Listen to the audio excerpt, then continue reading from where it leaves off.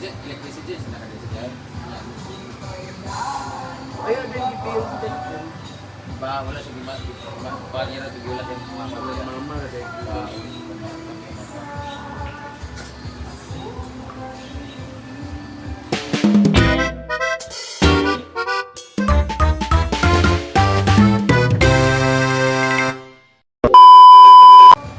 electricity, sinabi sa dyan.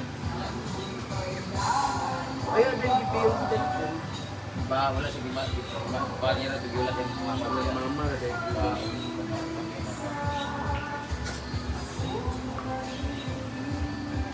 wala mo ka na kung mama kayo.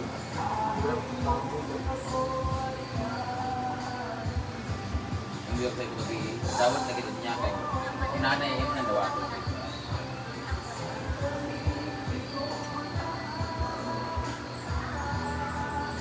Uy, dami sa yung ulo. Internal to eh.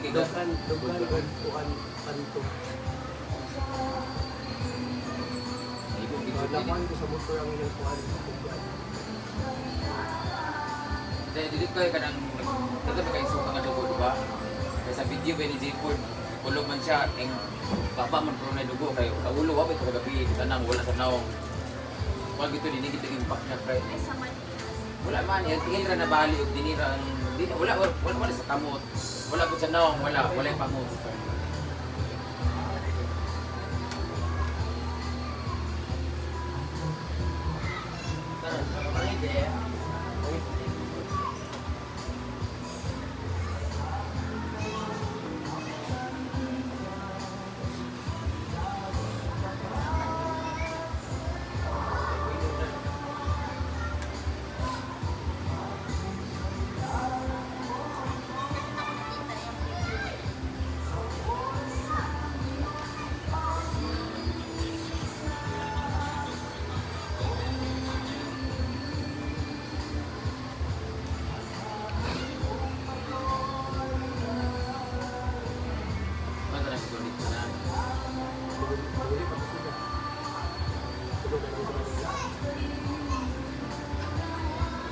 Sila ka mag-istorya mo sa Manila dahil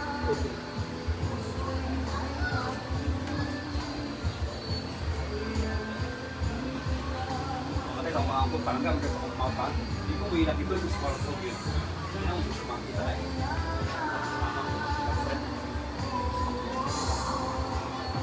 Sabi yun, kung sa umama, na pag-usap ng mundo,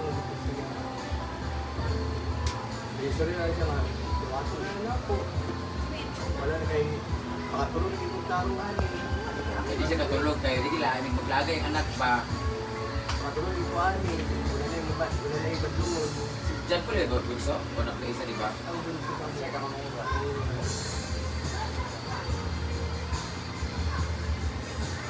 O na lang siyang mama ba? It's mechanism lang to, pero hindi niya kadawat. pero kayo okay ingon na nila nga Wala ilayan tawag. anak kung tayo maglumong siya ay makatun niya mga kan kailan ginikanan sa lubngan niya masakit ang mga ang ginikanan ng magatun sa lubong sa anak Wala ko tawag pag nawadan ng anak ang inahan. Kaya wala kagasawa balo, pag wala ng nanay ilo, kanang ila. Pero pag nanay wala daw sama sa kasakit. MMK ni Vilma Santos ba?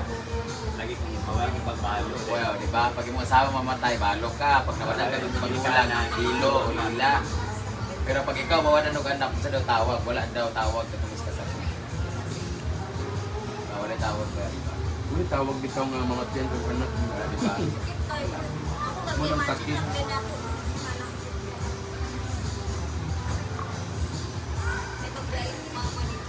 Ako di siya lamig yung sipot ko. Ano sa yung balay, Brett?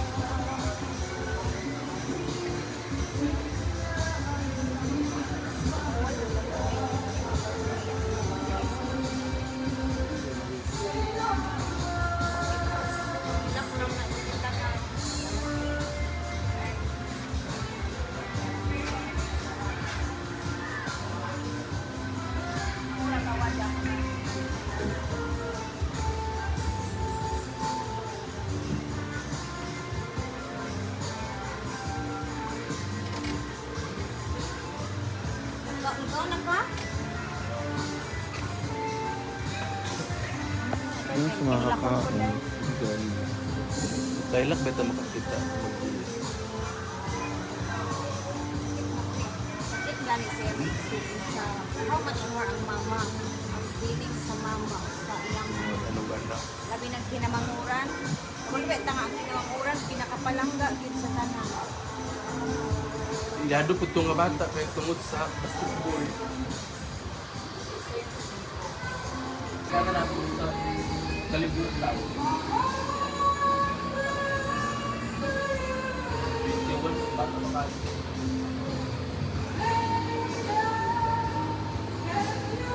Kapalabi, pinakapalangga yun.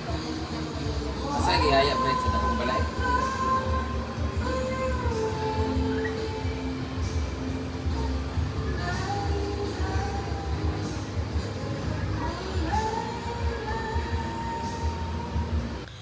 So, ayun nga guys. Pumunta si Britney dito para kumuha ng mga gamit niya. Kasi mag-i-stay siya dun sa bahay nila. Yan. Ang hirap talaga guys. Kasi hindi natin alam kung hanggang kailan lang yung buhay natin. And share ko lang guys. Hindi sa feeling mayaman. So whatever. Naay kasi naghatag sa amin pang samgyupsal. Ako si na Britney si Madam. Naghatag man siya ng pang samgyupsal si Mami Cha. So instead na magkaon kami, sinabi ko na yung ipangkakain namin is ibigay ko na lang kay Britney. Kasi si Britney naman yung mas nangangailangan ngayon. Kasi syempre guys, ang hirap mamatayan. Lalo na kapag biglaan. Although na meron naman silang savings, meron naman silang pera, meron naman siya mga kapatid na nagtatrabaho, meron naman sila. So sabi ko, naisip ko na bakit di nilang ibigay kay Britney. And then kinausap ko naman yung nagbigay sa amin. Sabi ko kung okay lang na ibigay ko na lang kay Britney kasi si Britney namatayan, ganito ganyan. Kung kakain kami, hindi na makasama si Britney.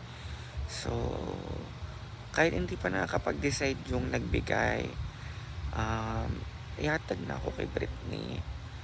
And buti na lang nag-reply na si Mami Cha na okay lang, ganito ganyan. Kasi kailangan naman ni Britney. And soon, kapag naapa siyang extra, magsagot na lang kami. And thank you so much, Ma'am Cha. And mahirap man tanggapin talaga na nawalan ka ng mahal sa buhay. But may ibibigay ko. Alam kong maliit na halaga lang to, pero alam kong galing sa puso. So, may magsasabi na naman dyan na bakit iba-vlog pa, bakit ganyan. Kailangan pa sabihin sa mga vlog. Para at least, kilala ko kasi mga ugali ng mga bashers na mag-video ko kay Britney, ganyan-ganyan. Sasabihin nila na wala ka naman binibigay kay Britney. Super video ka, so uunahan ko na kayo. And magbigay din ako sa kanya sa on my own, sa sarili kong pera. Mag-share din ako kay Britney. Isisend ko na lang din sa kanya or magpa-cash out ako mamaya.